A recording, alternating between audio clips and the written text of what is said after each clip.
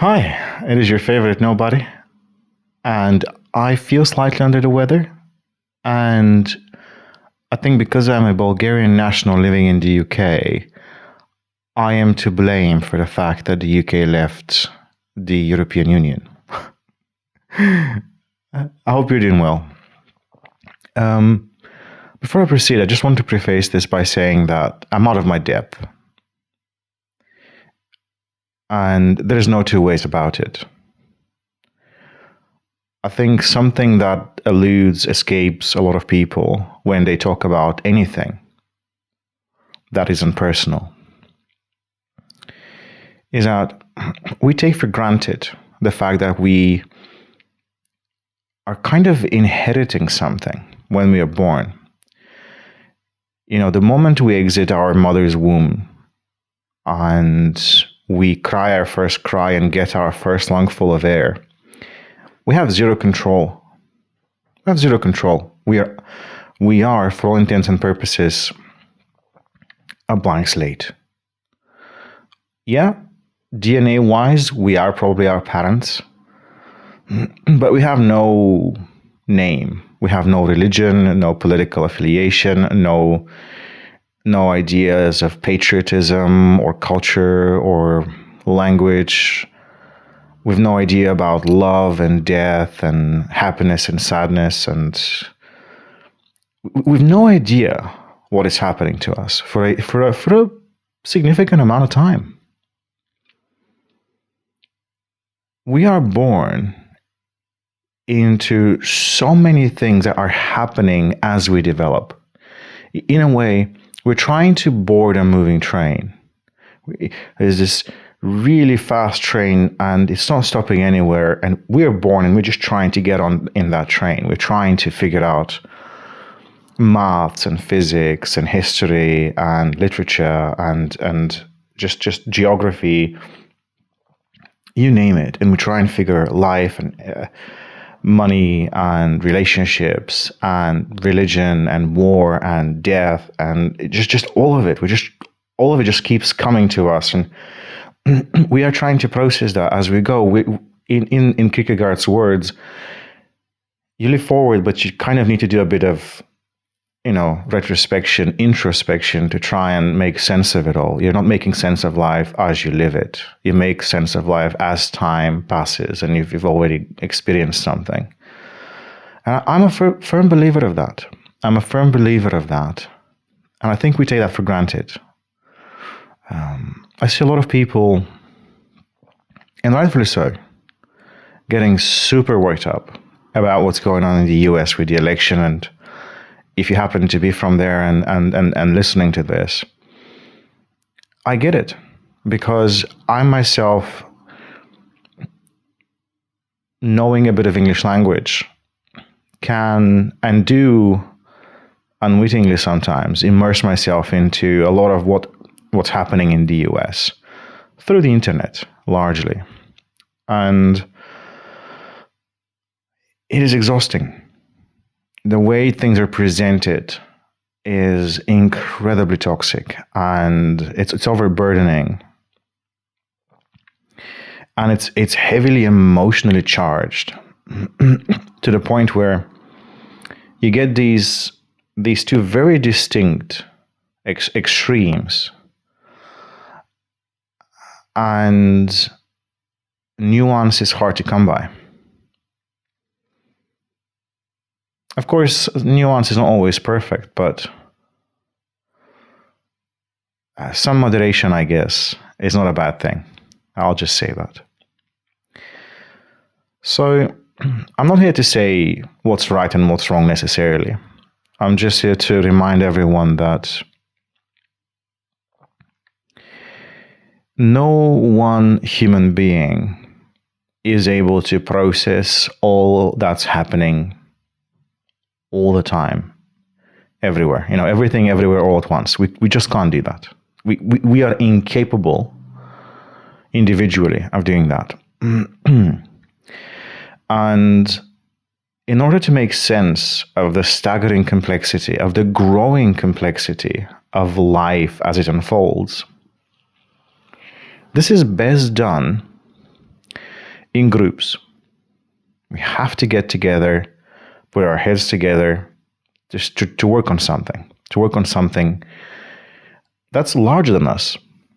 A business is usually larger than its founders. A town or a city or a village larger than its founders. They're important, but they're not the end all and be all, or they shouldn't be in any case.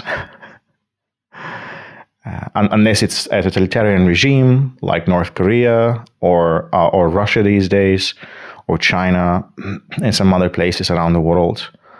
And I'm not also throwing away theocracies.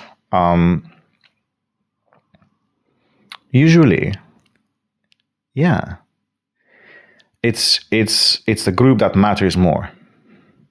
I mean, individual is important. They're, say, philosophically speaking, vital because we are individual people. I think the group is ultimately what survives. A very good example is if you take Ford as a company, its founder, regardless of their life story, they're outlived by their company. And they couldn't have imagined where it would go, what it would be these days. They wouldn't have any idea about any of this. But we still call their stuff Ford. We still pay an homage to not just a brand, but something that has cultural and economic significance to a certain demographic, to a certain part of our species. And in that sense, context matters. When you view the current political situation in the US or even in Europe, this forced division to left and right, this two-dimensional view of things, if you look at it in a vacuum, it is not difficult to draw very clear lines. It's not difficult to point to any one thing and dissect it and pick it apart and kind of add weight to everything and just see what matters more to any one of us. But without context, outside of context, nothing functions long term without context. No idea can survive without minds to keep it alive. And I think, again, this is something that eludes us. This is something that escapes us, regardless of how smart we are, regardless of how well versed we are on politics or watching the news.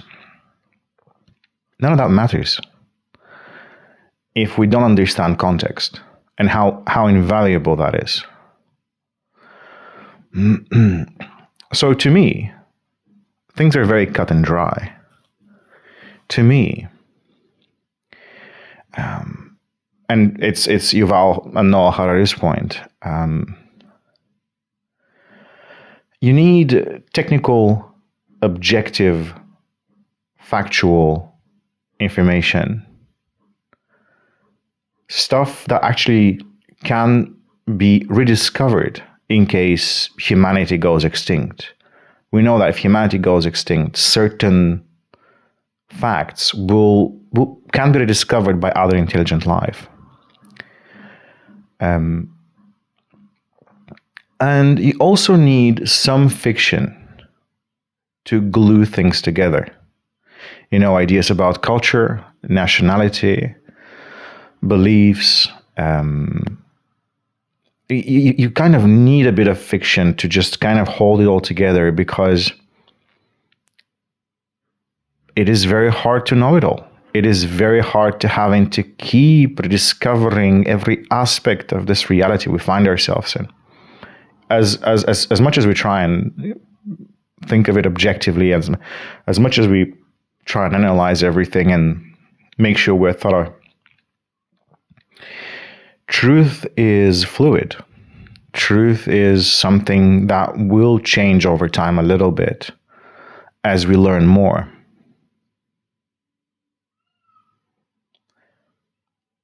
But ideas without context, ideas without a modicum of truth that has historical, again, context, they cannot survive. They cannot survive.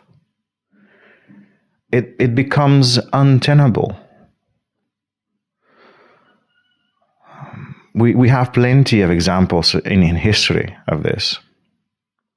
The Roman Empire tried it. They tried to conquer the whole world and kind of have their way with things, and they have been super influential on Europe.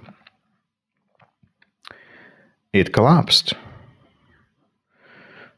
The Chinese tried to build and did build a wall to stop Mongolian and raiders from attacking them. That did not spare them from other issues during Japanese invasion, during the World Wars. You can have all kinds of. I mean, there's just so many examples where religion is a fantastic example as well. At one point, Europe was Christendom. It was Christian Europe. You couldn't read the Bible in a language different from Latin, even if you didn't speak it. You get burned on a stake. We had witch hunts, which is probably one of the most horrific thing we could have thought of doing to a fellow human being. We had inquisitions. Again, all in the name of some fiction that had, at some point, divorced from reality completely. And I feel like we're at this point in time now, with the advent of technology, with the ability of each and every one of us to just have a phone, have a microphone, and kind of speak their mind and then share it with everybody else. Whether they listen or not, that's a different matter. But this ability to kind of let people in on our thought processes, whatever they are, it's miraculous. We are reading each other's minds all the time. And quite frankly, nobody needs that. Nobody needs that. Nobody needs all of this. Most of this. But we cannot do without some sanity checks, without some reality checks. We just cannot do without that. And the best way to get a guiding principles is to look at historical context, to look at how things happened, why they happened, how they've developed over time, and just never forget that a lot of what we have nowadays is the product or the byproduct of human cooperation or human conflict, but not one individual. Or like Caesars, it's not just one person. They are remembered by history, but there are countless many who contribute to everything, to all of this, to everything we're seeing around us.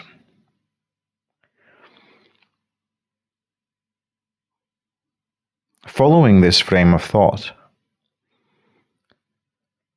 to me, it's very obvious that picking a human being over a group of human beings is just not the right way to approach this at all. It's never the right way to approach it. It's never the right way to think about progress, to think about betterment. Because no human being has stood the test of time. Newton discovered gravity. he was, not debunked really, but kind of things were upgraded by Einstein. Einstein uncovered a bunch of interesting things. People after him uncover more that he couldn't have possibly imagined. Take this with any example. Take any one idol of yours and look at time, and you'll see that although there may be grains of truth and value to their existence at that point in time, it is a single point in time. Whereas groups of people, villages, towns, nations, corporations, they survive beyond they go even beyond survival. They are the force that sort of pushes on entropy, that pushes on the arrows, times arrow in the opposite direction a little bit. They are order in some way. But they're also gargantuan, they're complex, viewed from different points, inhuman. So it's just finding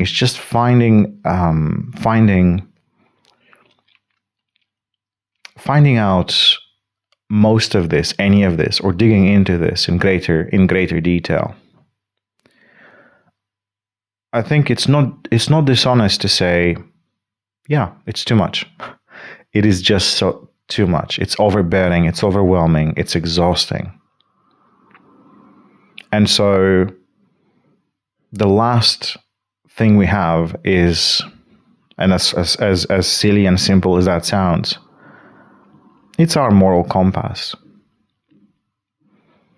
Like when I cannot think of, or I just cannot work on or work out something, I have to trust somebody else.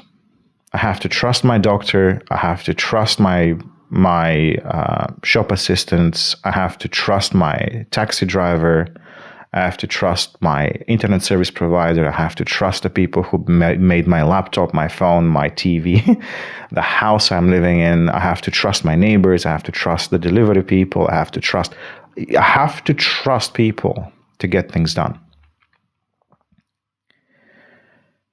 And it's just much easier to trust people who are either open about their meanness and about lying and about misleading, but you just see them doing it. They're kind of showing you how this works. Or I end up trusting people who are kind, people who are thoughtful, people who think about other people, people who are introspective, people who can take a joke, people who can self-deprecate, but not belittle themselves, people who know their self-worth, people who can stand for themselves and stand for others.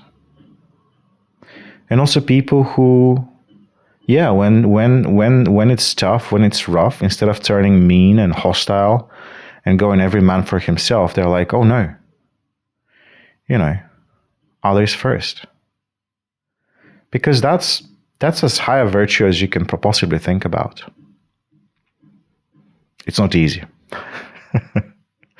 So I am curious to see how any of this is going to turn out. But I am also worried, not just because of the election, because again, I live in the UK and I'm also a Bulgarian citizen, so I live in three different worlds. But mainly because we've already started this process of filling our reality with a lot of noise, just a lot of noise. And where people will try and convince you that more noise and more speech and more of everything is more is better. As I grow older, I think that's not the case at all. It's actually very hard to make sense of it if you just keep getting bombarded with it. And that's more worrying to me than any one any one current affair, it's more worrying to me that we can have a rule that ignores reality and context, and we get into that pure fantasy realm where anything goes. Anything goes. Yeah, that frightens me more. That perplexes me more, and I let's see how it goes. I have nothing more to add. I wish you all good luck, and I'll see you in the next video. Stay safe.